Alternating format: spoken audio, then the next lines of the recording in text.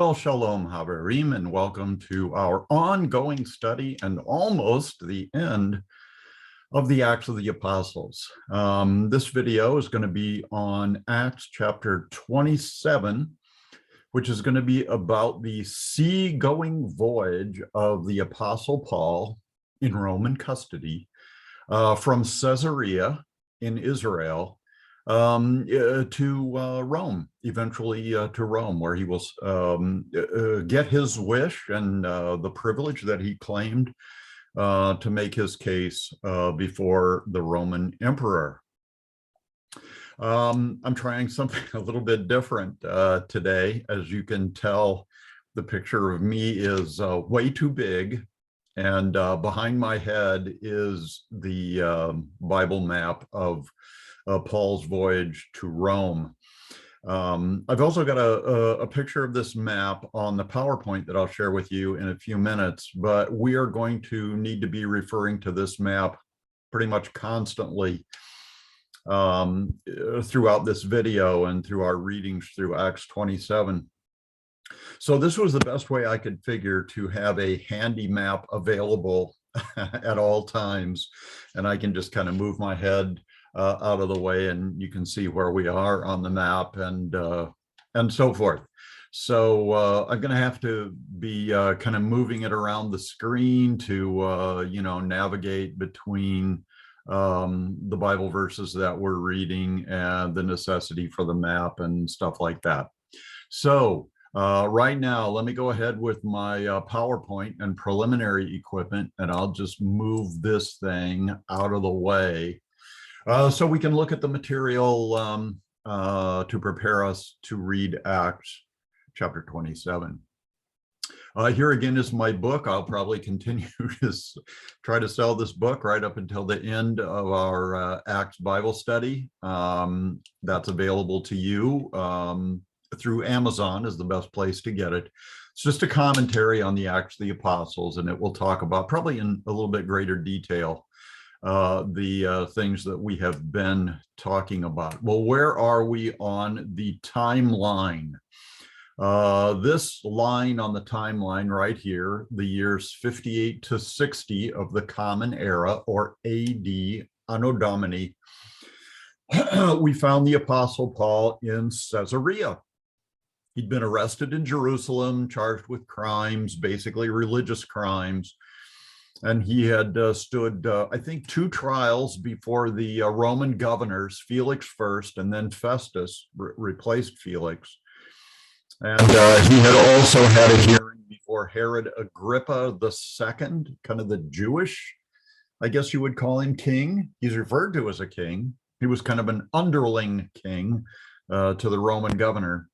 And then also Herod Agrippa II's sister, who was usually in his company in maybe appropriate, maybe inappropriate ways. So we closed chapter 26 with Paul's testimony, his apology, his defense of his faith before Festus. And then Festus too decides that he is going to honor Paul's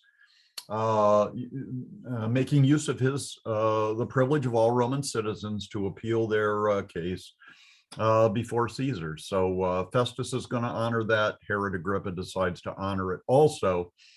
And so today we will be on this line of the timeline, 60 to 61, and that is Paul's journey to Rome.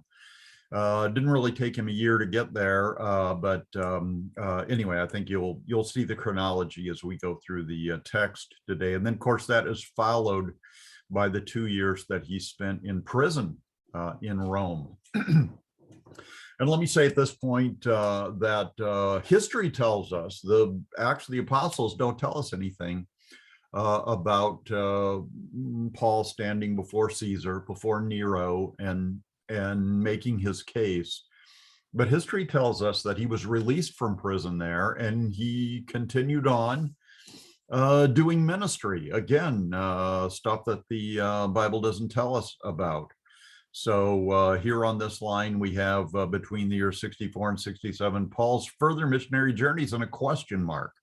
because we don't really know where he went or what he did. Then in 67 to 68, we have Paul's second imprisonment in Rome, which didn't go as well as the first. And then in 68, Paul is martyred there. He did a lot of writing of books while he's in Rome. Ephesians, Philippians, Colossians, and Philemon are called the prison epistles. And I think the general consensus of scholarship, sorry about that. The general consensus of scholarship is that Luke wrote the book of Acts while he was attending to Paul's needs there in Rome. And then there is a reference in the book of Hebrews, towards the end of Hebrews, that it was written from Italy. So these books were probably all written by Paul in this period of time. And then after his second imprisonment, the last books that he wrote were two to Timothy, a colleague of his, a student of his, actually, and Titus, another companion, another associate of Paul. So that's kind of where we are on the timeline. Let's go ahead and look at the big map from the PowerPoint that we'll be looking at today. Here is Caesarea Maritima, where he leaves Israel. And then we will just kind of trace his path up north to Sidon, on kind of around the island of Cyprus to Myra. Then the text tells us that he went along the coastlines toward Cnidus or Cnidus, however that would be pronounced. But the map shows him going south of there, but that could still be true because it's talking about the kind of the quality of the sailing as they were going this way. And so they may have passed kind of as far as Cnidus in the north, but they were headed for Crete because there are a couple of harbors here in Crete. They made the first one at a place called Fair Havens, which was a good harbor, but not a great harbor. They were thinking that they would probably have to spend the winter there in Crete because the Mediterranean Sea gets quite violent in the wintertime. So they wanted to find a good harbor to, just kind of wait there for the winter months to pass. And Fair Havens was okay, but they really wanted to get to Phoenix, which was another harbor and a better one that would be more conducive to weathering the winter storms and things like that. So they got almost to Phoenix, and then of course the ship. There's just kind of a wavy line here because this is where they encounter a great storm, and there was no navigating the ship after that. They just went wherever the winds blew them. And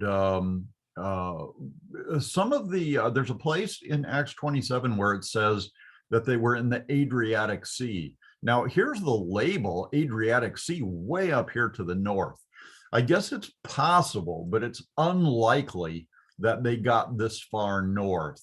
I'm guessing that maybe technically seafaring men would probably know better than I, but that kind of between Sicily and Greece, this is probably all the Adriatic Sea. And maybe even this far south would be considered the Adriatic Sea. We'll give them the benefit of the doubt and say that the mapmaker's line is at least semi accurate. And again, maybe the Adriatic Sea extends down this far. I doubt if the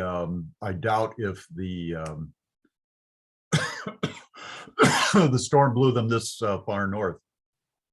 We've got these blue arrows here, which is called the Etocian Winds. And quite frankly, I can't figure that out. Maybe those are the generally prevailing winds. I really don't know why those arrows are there, and it doesn't make any sense with the direction that the ship took. We know it ends up in Malta, which is a small island here to the south of Sicily. And that's as far as we're going to get in the voyage today. In chapter 28, it takes the voyage further up to Rome. So the material today, before we go on with that, let me give you a drawing that I made of the Phoenix Harbor. This is my artist's conception of the Phoenix Harbor. This, of course, is the sea. And this, of course, is Crete. It would be kind of the, I don't know, the southwestern shore of Crete. And the neat thing about Phoenix was, the reason they wanted to get there was an island in the middle of it. And if they could sail the ship into this harbor, it would be protected. The ship would be protected during the winter months from all the wind and storm and waves and stuff like that by this island and by the, I don't know, kind of peninsular points that stuck out here. So they figured there was a lot more protection for them in Phoenix if they could make it there, but it was kind of a dangerous journey, as we will find out. I would guess that Fair Havens was just kind of an open harbor, and it would provide some shelter, but not nearly as much shelter for the ship and protection for the ship as would Phoenix Harbor. This is the, I think it's the second ship where they, on this voyage that they will take. This is a typical Roman grain ship and pretty large. There's over 200 sailors on it, or people on board, souls on board, as we used to say. And so that's what the ship looked like. You might note that on this drawing, there is no keel. A keel is like a big fin that sticks out the bottom of a ship and helps it to maintain a straight course. If these Roman grain ships did not have keels, then that fact will help explain some of the details that are given in Acts chapter 27. So that's kind of the end of the PowerPoint before we start on the text. And I'll keep this map handy in case we need something better than the map that is behind my head. So let me go ahead and pull up our text for today. Since we're talking about seagoing things, I will tell you that I have a little bit of experience in sailing the 7 seas. I was not in the Navy. I was not a sailor, but I was a Marine. Served as both an enlisted man and an officer in the Marines. So I have been on all kinds of ships. I've been on flat bottom ships like LSTs, which is a landing ship tank, and LSDs, which is a landing ship dock. Those are flat bottom ships and really kind of a nightmare to sail in stormy seas. Those are small ships. Also, I've been on aircraft carriers, and I've been on probably the nicest military ship I was on was an amphibious command ship, the USS Mount Whitney. So I've got some experience in ships, and I've sailed through some bad weather.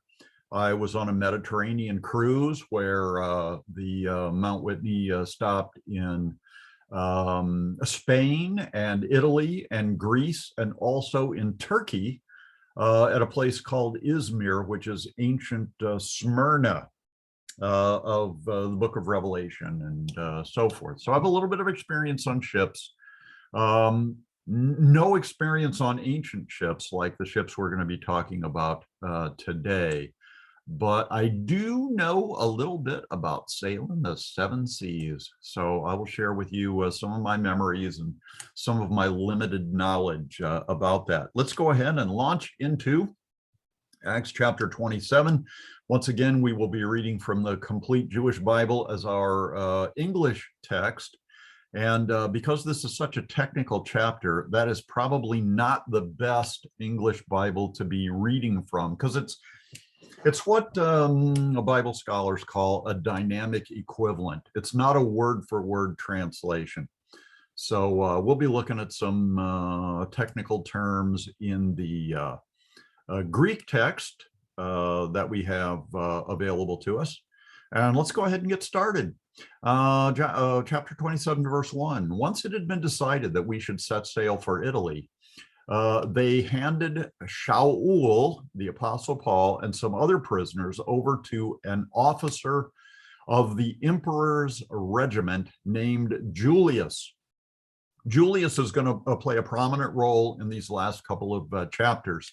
And he is going to be the officer who is in charge of making sure that Paul gets safely to Rome, where he's being sent, and doesn't escape, or no foul play befalls him or something. I mean, people are trying to assassinate the Apostle Paul. So Julius is going to be there for his protection and to make sure he doesn't get away. And the rule of the day was the what do you call it? The rules of engagement were that if you were put in charge of a prisoner and the prisoner got away, you had to serve out his sentence, or maybe be put to death, especially if the prisoner was under a death sentence. So Julius is of the emperor's regiment, and the Greek word for emperor is Sebastes, which I think is the Greek version of Augustus, which I believe is Latin. And it has a reference to kind of religion, the idea of the emperor being God in human flesh. Sebo, the root word of this, if I can get it, Sebo here is has to do with religious devotion. So the fact that Augustus Caesar called himself Augustus meant that he was trying to impress upon people that he was either divine or semi-divine, kind of God in human flesh. And after the days of Augustus, who was the emperor when Jesus was born, the Roman emperors liked the idea of being divine and the way they were treated, because they convinced people that they were. So anyway, Julius is a representative of Caesar in Rome. He's in the emperor's regiment. So he was not part of the 10th Roman Legion that was serving and kind of barracks there in Jerusalem, but he was from Rome. So he had apparently sailed in a Roman ship to Caesarea. And since it was available for transporting not only cargo, but also prisoners, then Paul was put under the authority of Julius, and they sailed on whatever ship that was that Julius was on. So verse 2, we embarked in a ship from Adriantium, or Adramitium. That's obviously a Roman name, and I'm terrible with my Latin and Roman names and stuff. So the ship was from Adramitium. And scholars aren't really sure where that is, what that location is.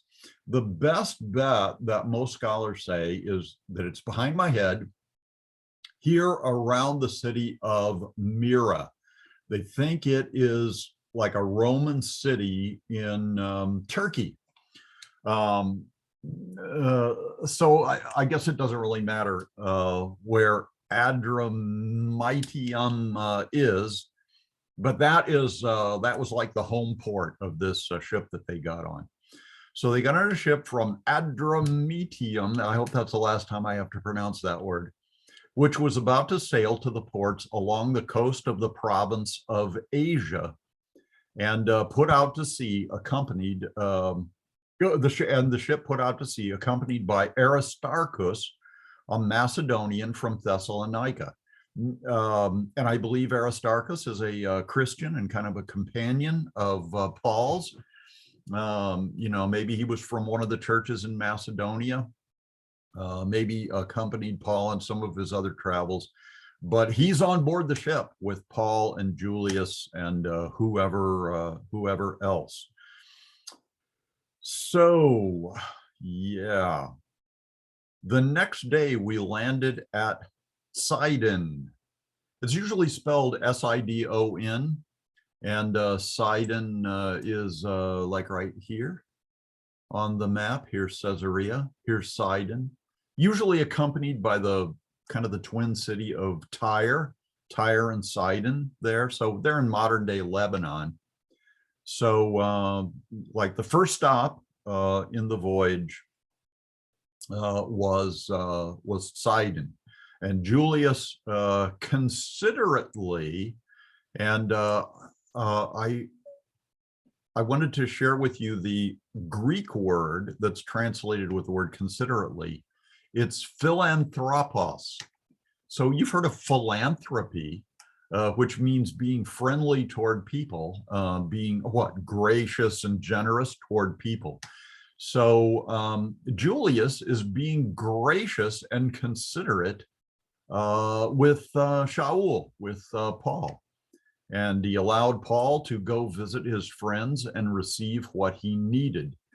Now, I don't know if he just said, Paul, go your way. I'm going to bunk out here on the ship, and like when you get back, I don't know if he trusted Paul that much, but he did give Paul some freedom.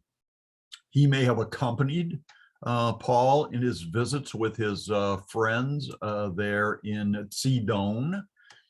But anyway, Paul was able to see his friends and receive whatever he needed, receive gifts and benefits from their grace, the Christians' grace. So putting to sea from there, we sailed close to the sheltered side of Cyprus because the winds were against us. So here is Cyprus, the island of Cyprus, one of the first stops on the first missionary journey. But they sailed close by there to allow the island to shelter them from the prevailing winds. Now, this may be where these purple arrows come in. So if the wind is coming from the northwest, if they sail on this side of Cyprus, that's going to protect them from winds that would be hitting them sideways. And even when they make the turn to the west, they're going to be sailing into the wind, which can be done in a sailing ship. Sailors talk about tacking. You can have an almost, right in your face headwind, and you can zigzag a ship back and forth and make use of the wind that's available to tack, to kind of go back and forth and sail a zigzag pattern and eventually get where you want to go. That is really tricky, and it may be impossible on a ship without a keel, without that fin or that thing, that hangs down in the bottom. I think tacking almost requires a keel, a ship with a keel. So anyway, that's what they did. They sailed on the sheltered side of Cyprus because the winds were against us. Then across the open sea, along the coasts of Cilicia and Pamphylia. Now, Paul's hometown of Tarsus is in the region of Cilicia. And here it is, right here up in the corner of the Mediterranean Sea, just northeast of Cyprus. So Paul sails past his hometown in a way. And so we reached Myra in Lycia. So here is Myra, and here's the region of Mysia. Pamphylia is here, Cilicia is here, and there's Tarsus right there on our littler map. There, the Roman officer, when they made Myra, the Roman officer found an Alexandrian vessel sailing to Italy and put us on board. So they switched ships here in Myra. Now they're on an Alexandrian ship, and Alexandria is a city in Egypt, a big and important city in Egypt. And so there's Alexandria, and that's where that ship was from. Now I'm guessing it was home ported in Alexandria, full of grain and headed towards Rome. To bring grain to Rome, and that's the direction that Julius wanted to go. And Paul needed to go to have his appeal before Caesar be honored. So they got on this Alexandrian vessel. It probably looked like the ship that I showed you before. Sailing to Italy, they put us on board. For a number of days, we made little headway, and we arrived off Cnidus only with a difficulty. So here again, there's Cnidus that we talked about before. And it almost sounds like they sailed up here to Cnidus and maybe made a stop there. And maybe they did. Maybe the map maker's arrows are wrong, or maybe it just means that the sailing, let me move my head the right way. The sailing along this part of the journey here was very difficult. And if these wind arrows are any indication, that would explain why it was tough going to get to Crete. Here's Crete. Here's the island of Crete. The wind would not let us continue any further along the direct route, so we ran down along the sheltered side of Crete from Cape Salamone. So here is Crete. Remember, they sailed along the sheltered side of Cyprus because of the wind. Now they're sailing along the sheltered side of Crete, which would be the southern coast. And they go from the tip of Salamone, or Cape Salamone, down here to Fair Havens. Now, I may be mispronouncing Salamone. It may be Salamone or Salamone or something like that. In Greek, it's Salmone, Salmone, Salmone, no, Salmonane, Salmonane. So anyway, that place. Sailed past there, continued to struggle on, hugging the coast. We reached a place called Pleasant Harbor. It's labeled Fair Harbor, is that it? No, Fair Havens. On the map, Pleasant Harbor is just a different English translation of those terms. And it was near the town of Lasea. And you can see Lasea right there with a harbor. So since much time had been lost, and because the sailing had been tough, it had been slow. Since much time had been lost and continuing the voyage was risky because it was already past Yom Kippur. Yom Kippur is Hebrew for the Day of Atonement, and we'll talk about that in a minute. So Shaul advised them. He said, "Men, I can see that our voyage is going to be a catastrophe, not only with huge losses to the cargo and the ship, but with losses of our lives as well." So they have reached Fair Havens, and Paul is saying, "I think we better stay here." Now, Paul is a prisoner, so I don't know what kind of influence he's going to have. But look, he's got the Holy Spirit, and so he kind of knows what's going on. So for what it's worth, he shares his insights and his recommendations with the other people involved, with Julius and the others and so forth. So this also identifies the time of year. Yom Kippur is on the 10th day of the 7th month of the year, the month of Tishrei. And it usually occurs on our calendars that we use nowadays in the first maybe couple of weeks of October. So maybe late September, more likely your first couple of months of October. So we're into the fall months, you know, when the gales of November come crashing or come early or something like that. The old song, the Edmund Fitzgerald by, who was it? Gordon Lightfoot. So anyway, this is dangerous time to be out on the Mediterranean. And the Mediterranean is usually kind of a calm place, but in the winter, you don't want to be messing with the Mediterranean Sea. So Shaul advised them to make port there and just enjoy the winter months, enjoying the beaches and the bars and things like that there in Lasea. So yeah, verse 11, however, the officer, and the Greek term here for officer is, oh, let's see, let me get verse 11 up here. The hekatontarches, and that is a centurion, a commander of 100. And I'm guessing that this refers to Julius, that Julius was a centurion. You know, an officer in charge of 100 Roman troops. So the officer paid more attention to the pilot. Now, when I was in the Marines, I also flew airplanes. And when I hear the word pilot, I'm thinking of an airplane driver. And they didn't really have that many airplanes back in the biblical days. But I guess a lot of, Navy people refer to the helmsman of a ship, the driver, or the commander of a ship as the pilot, the one who's at the wheel, is at the con. And so the officer, probably Julius, paid more attention to the pilot, the one who was driving the ship, and the ship's owner than to what Shaul said, what Paul said.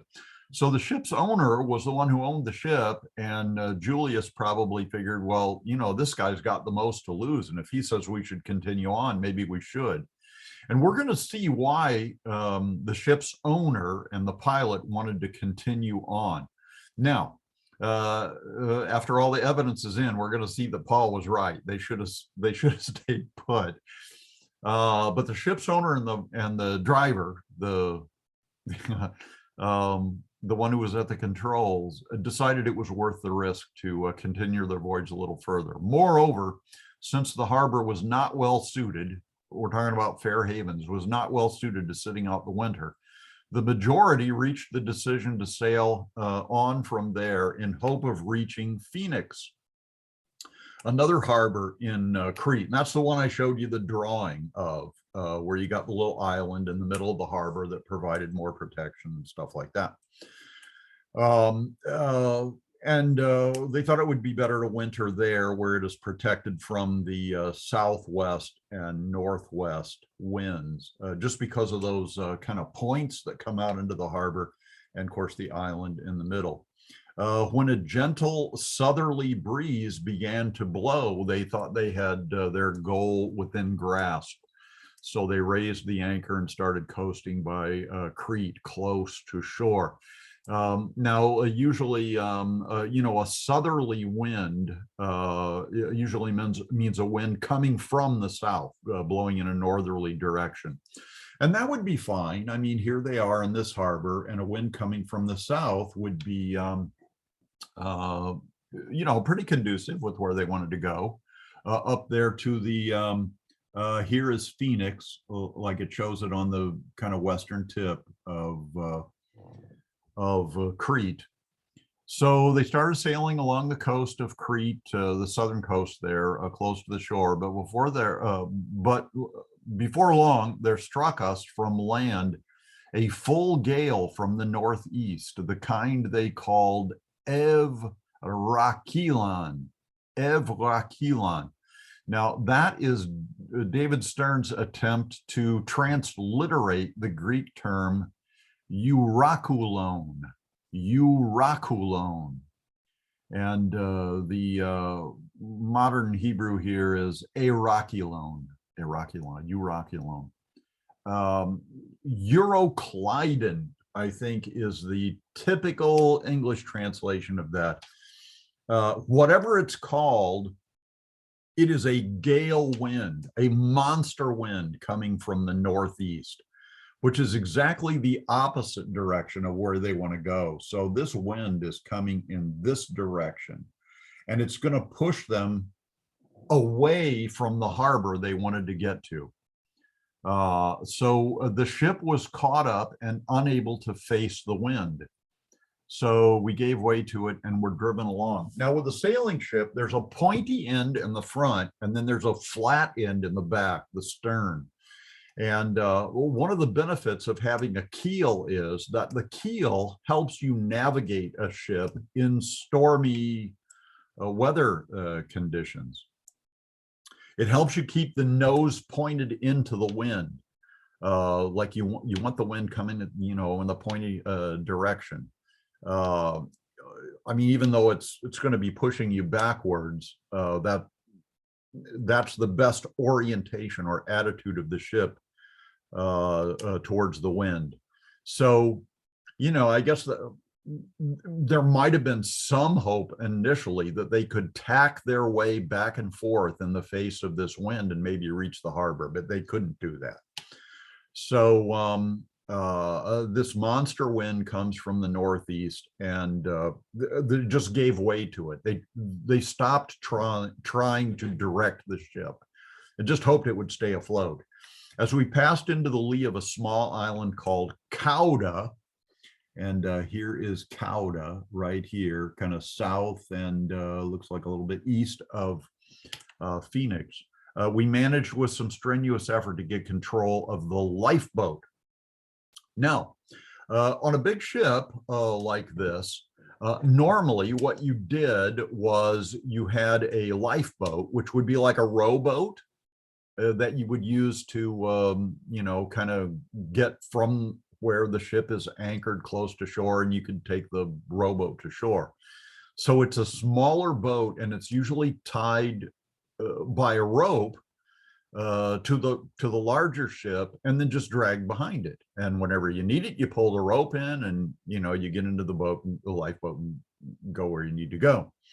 Well, now you've got like a wooden large sailing ship that is just at the mercy of the wind. So it's no longer driving forward. And they've got this lifeboat tethered to it by a rope.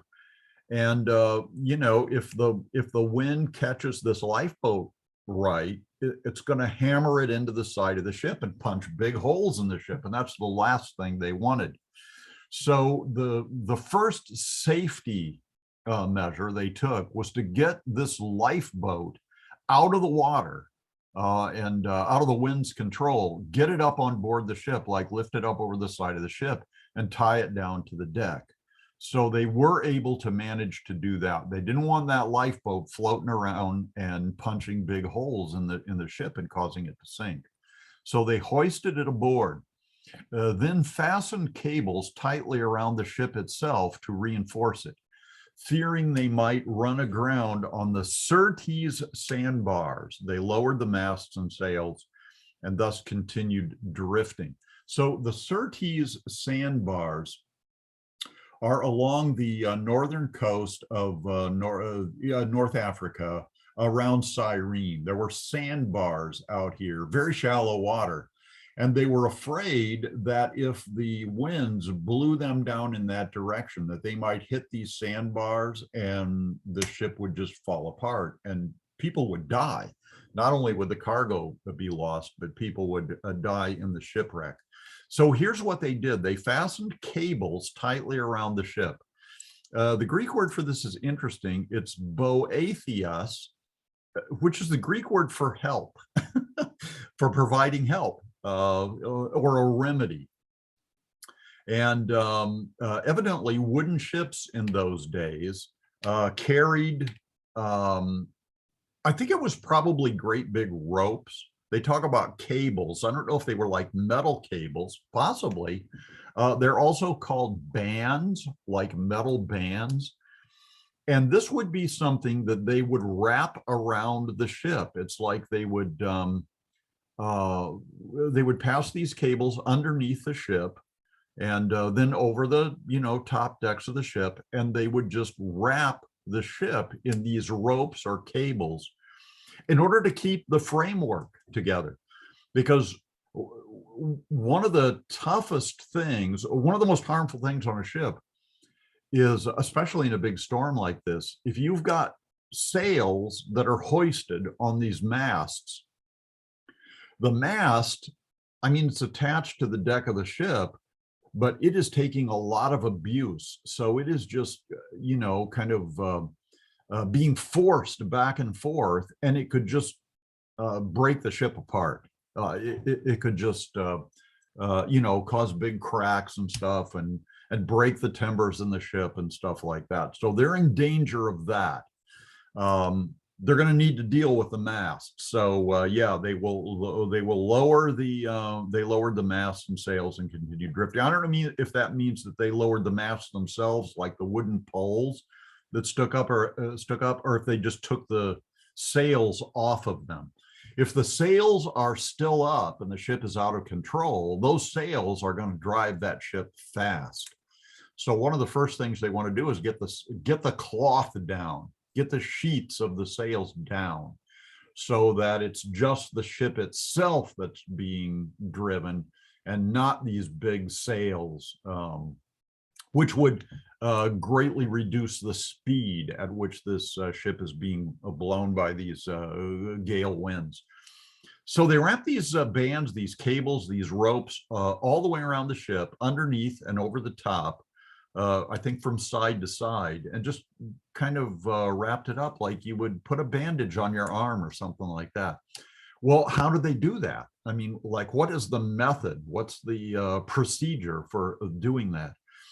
I understand that one of the ways that you can get ropes around a ship is to put a swimmer in the water, and he swims with the rope in his hand underneath the ship and pops up the other side, and then you get that sailor back on board, and then you've got a rope that is all the way around the the linear axis, the long axis of the ship, and you can tie it together, so you got a big loop there. Then you can put these big bands, you can attach those big bands to the rope that's going all the way around the ship, and you can keep pulling, like turn after turn after turn of the big bands around the ship to try to hold the ship together. And I mean, this may sound like a kind of an awkward and labor intensive activity, and may involve a guy in the water. I mean, I sure wouldn't want to be the guy that has to swim a rope underneath the ship and maybe get lost at sea. But they were in fear for their lives, and these are sailing men, and they know what the ship will take and what it won't, and they know what they need to do to reinforce it. So they do that. They wrap the ship with these cables to kind of keep it secure, and then they lowered the masts and sails, and thus continued drifting, probably at a slower rate than before. But because we were fighting such heavy weather, the next day they began to jettison non-essentials. Now, we're going to find out later on that when they finally reach the end of this leg of their journey, they still have grain in the ship. And I would guess that they wanted to leave as much grain as they could in the ship to provide ballast, like to make the bottom heavy so that the ship wouldn't like roll over from side to side.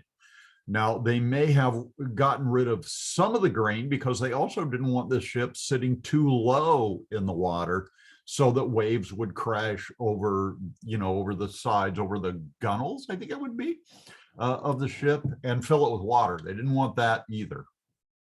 So they got rid of some of the jettisoned some of the non-essentials. I think it would probably be a lot of stuff on the deck that they figure heavy stuff, that could crash around on the deck and cause damage to the ship. And it was, it was things they didn't need, non-essentials. The third day, they threw the ship's sailing equipment overboard with their own hands. And that may have included the sails. It may have included vital, steering machines or something like that. On the third day, they have given up any hope of being able to navigate this ship. They just want it to stay afloat. That's all they care about at this point. So they get rid of a lot of the ship's sailing equipment, throw it overboard to lighten the ship and keep the ship safe and seaworthy. For many days, neither the sun nor stars appeared while the storm continued to rage until gradually all hope of survival vanished. Now, you hope storms are going to pass by when you're in a ship at sea. And if the ship is being steered, I mean, like you can navigate away from the storm. Wherever this storm was going, this ship that Paul is on is stuck in the storm. So, I mean, this storm made travel all the way along this red line. And because it's blowing the ship's going to be with the storm, wherever it is. So this storm like may have passed by an island or something like that, terra firma, pretty quickly. But the ship is stuck in the storm and can't get out. They can't navigate the ship. So wherever the storm goes, the ship is stuck in the storm. Many days, no sun or stars. They're in the clouds, probably downpouring rain, huge winds.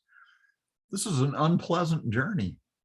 Verse 21, it was then when they had gone a long time without eating that Shaul stood up in front of them and said, "You should have listened to me and not set out from Crete. If you had, you would have escaped this disastrous loss." Now, we'll talk about Paul's comments in a few minutes, but since they've gone a long time without eating. And the reason for that is seasickness. They're scared to death, which makes seasickness worse. Seasickness is very disorienting. All the equipment that God put in your ears to kind of level your gyros and stuff like that, stabilize your gyros. When you're in a storm and you're just being tossed to and fro, it's very unpleasant, and even seasoned sailors get very sick. I never had much problem with seasickness because I was a fighter pilot. And I had some trouble with air sickness when I was going through flight training, but I got over it. And so the time that I was on ships was okay for me because I had dealt with seasickness or motion sickness before. But man, a lot of people who go through storms in ships just get deathly ill. And I won't go into detail, but eating is like the last thing you want to do. So these guys have been days on end without eating. And then Paul stands up in the midst of them and says, "You should have listened to me and not set out from Crete. If you had, you would have escaped this disastrous loss." So Paul adds insult to injury by saying, "I told you so. I tried to warn you, but no, you wouldn't listen." So I wouldn't have been surprised if those guys would have just chucked him overboard and, let the sharks have him. Julius wouldn't let that happen, because if Paul gets away, Julius is in trouble. Julius needs to get Paul to Rome in whatever condition he's in. So I'm not sure how wise and intelligent this comment was that he made, but it's the absolute truth. If they had done what Paul said, they would be safe and sound in fair havens and just enjoying the winter months at the bars and so forth. So verse 22, "But now my advice to you is to take heart, because not one of you will lose his life, only the ship will be lost." So verse 21 is Paul's kind of snide remark about, "You should have listened to me." But here's why he's saying that. He's making a prediction here. And if you're one of the sailors, or if you're one of the other people on the ship, you're going like, how do you know what's going to happen in the future? Well, he knows what's going to happen in the future because he has been baptized in the Holy Spirit and he has the gift of prophecy, and God has told him what's going to happen, as he will explain. He says, "Not one of you will lose his life." Now that's comforting right there. They may be mad at Paul for his snide remark, but this is comforting if they believe him. So only the ship will be lost. Nobody's going to die. "For this very night there stood next to me an angel of God, to whom I belong and whom I serve." This is the one true God, the God of the Bible. And he showed up. He sent an angel, or it may have been the angel of the Lord. It may have been one of the persons of the Trinity himself, and said, "Don't be afraid, Shaul.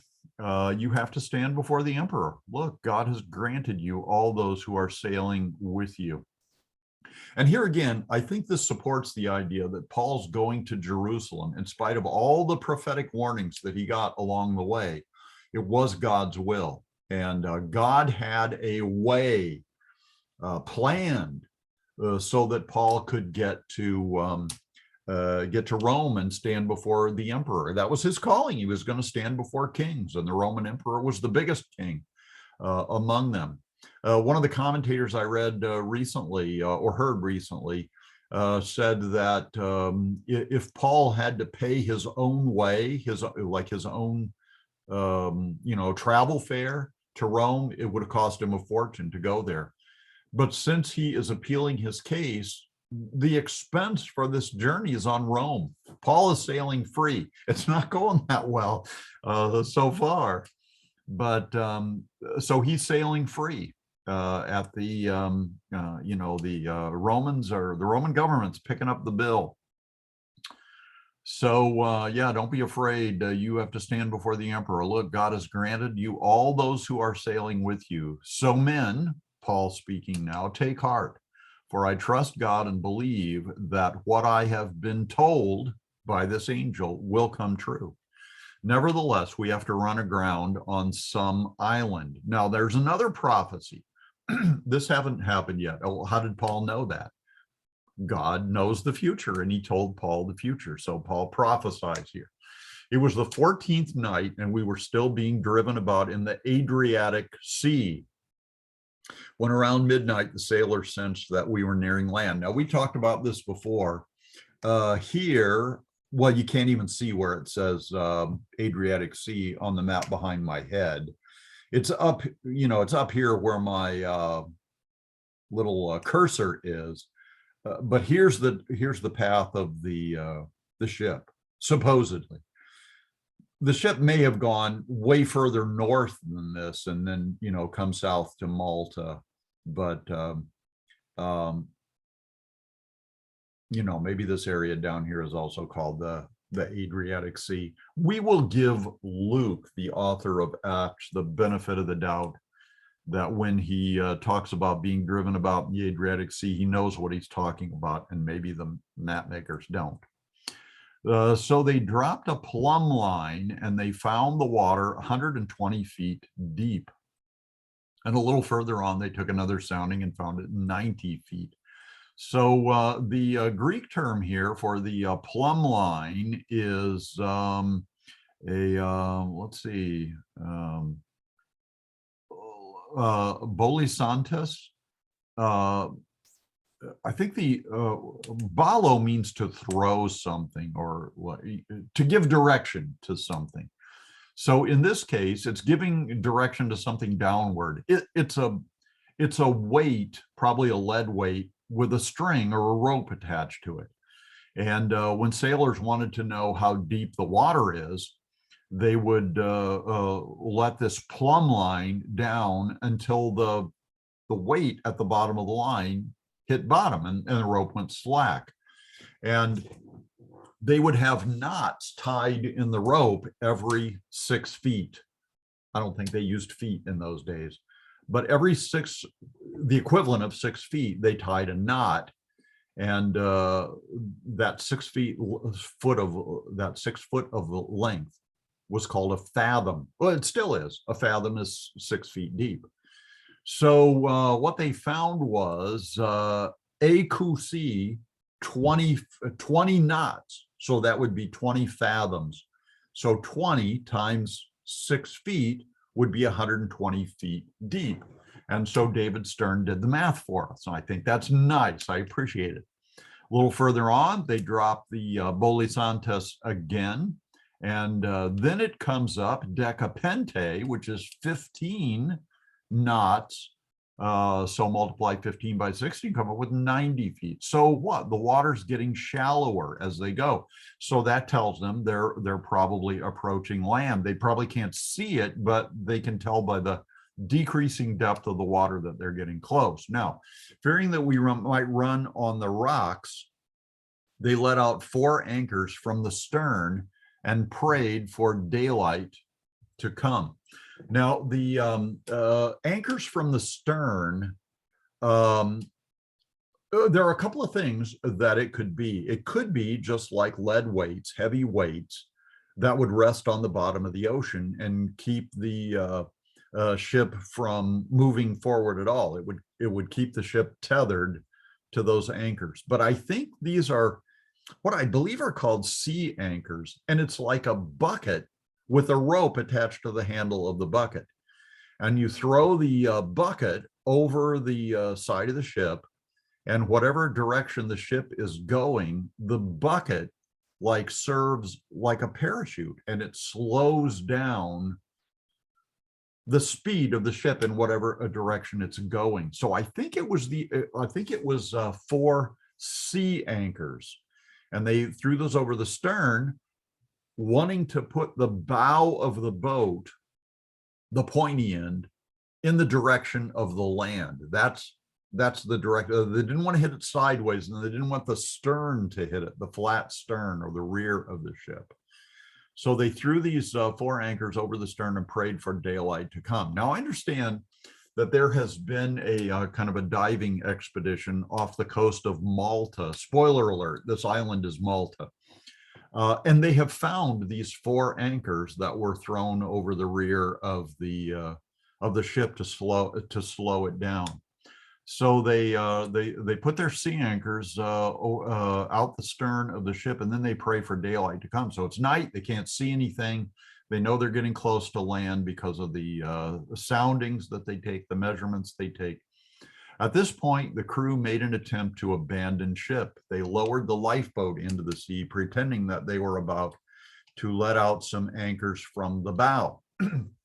So what are these sailors worried about? They would, if they're going to crash onto the shore of an island, which probably has all kinds of rocks and coral and stuff like that, they would much rather crash into it in a lifeboat than in a big ship like that.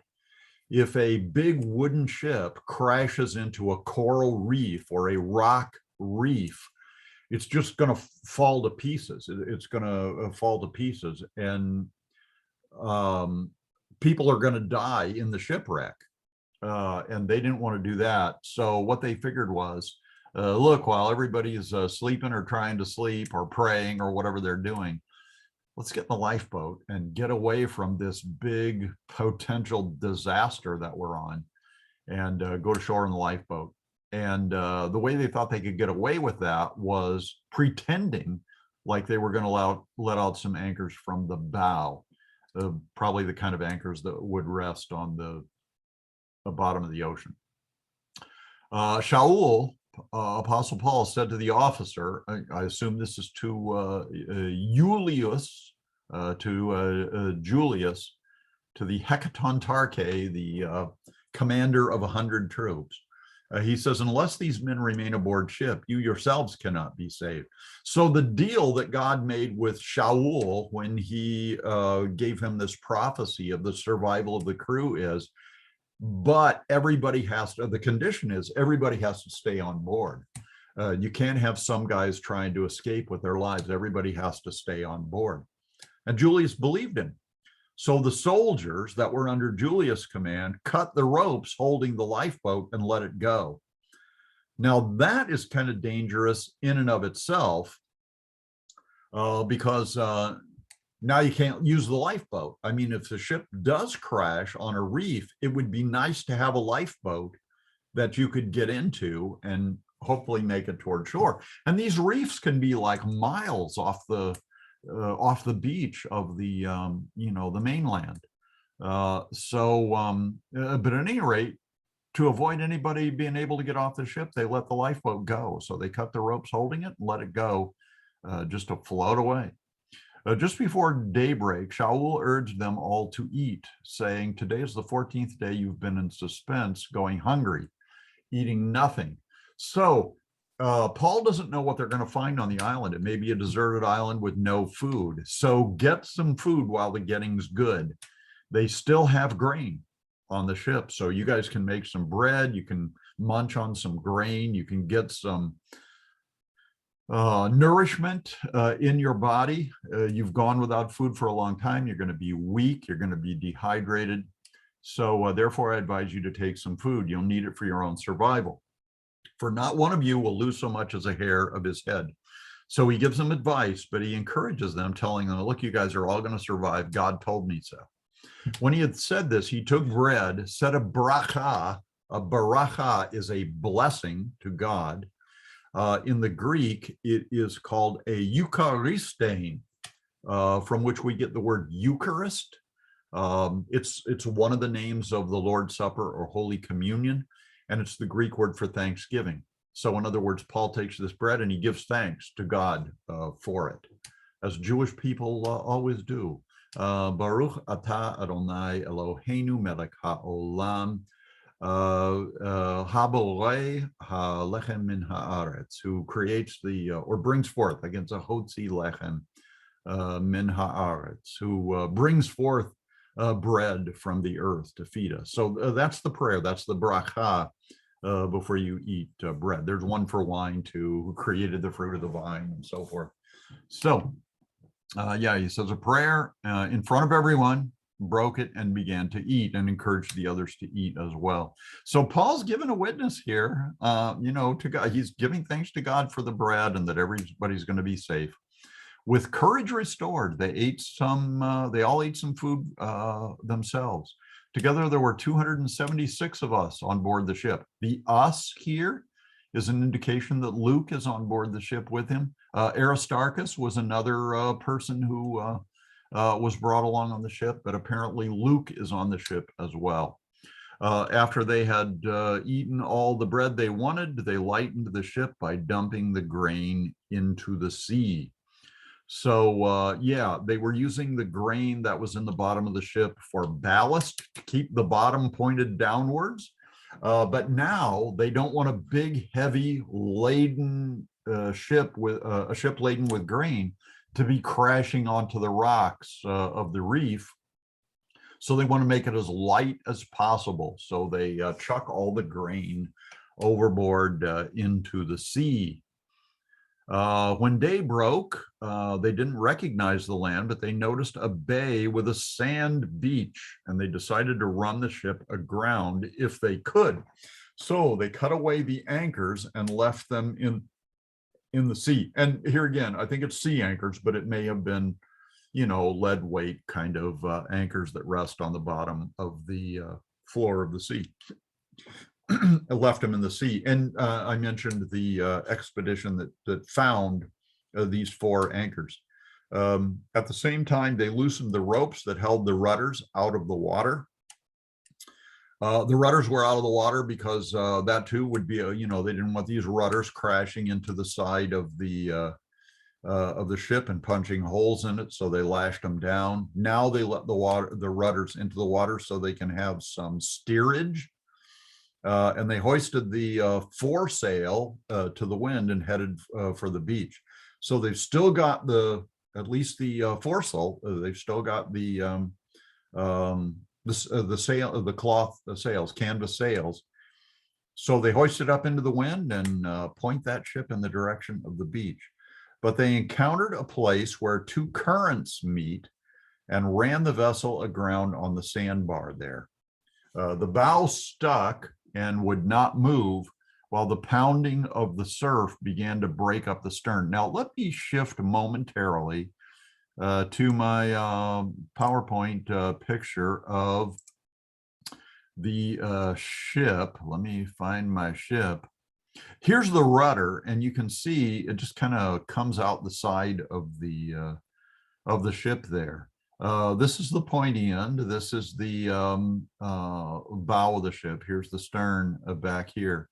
So this is the end. The pointy end is what runs aground on the reef. Back to Bible. Encountered a place where 2 currents met. I don't know if this would be like a riptide or something like that. The water around beaches can be pretty dangerous in the ocean. So the bow would stuck and would not move while the pounding of the surf began to break up the stern. So you got one end of the ship that is stuck fast and is not moving, and the waves and the ocean is beating the back end of the ship to pieces, and so the ship starts to fall apart. At this point, the soldiers thought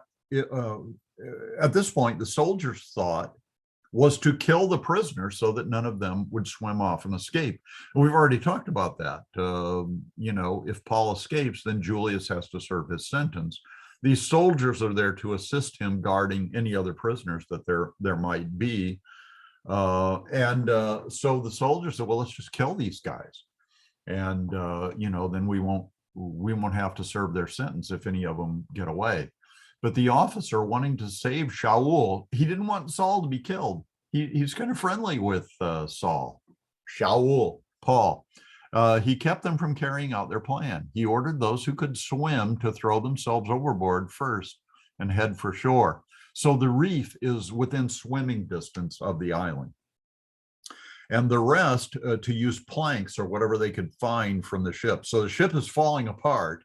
So there's plenty of wood floating around, and that's available for them to kind of use as a floaty to get to shore. Thus it was that everyone reached land safely. Let's go ahead and take a peek at verse 1, because it's going to tell us that after their escape from the ship, they learned that the island was called Malta because there are people on it. So that's where we will quit for today. Big relief. The Apostle Paul is safe and sound on the island of Malta. Still has some of his journey to complete, but a very harrowing adventure at sea. That'll be the end of chapter 27. The last chapter of the book, of course, is Acts 28, and we will get to that next time. As a blessing today, let me give you the Old Testament blessing from Numbers chapter 6. The Lord bless you and keep you. The Lord make his face shine on you and be gracious to you. The Lord lift up his countenance on you and give you peace. Since I gave you that other blessing in Hebrew, let me give you this one in Hebrew also. Yivarechecha Yahweh v'yishmarecha, Ya'er Yahweh panav elecha v'yichunecha, Isa Yahweh panav elecha v'yasem lecha shalom. So shalom to you all. Hope we see you next time.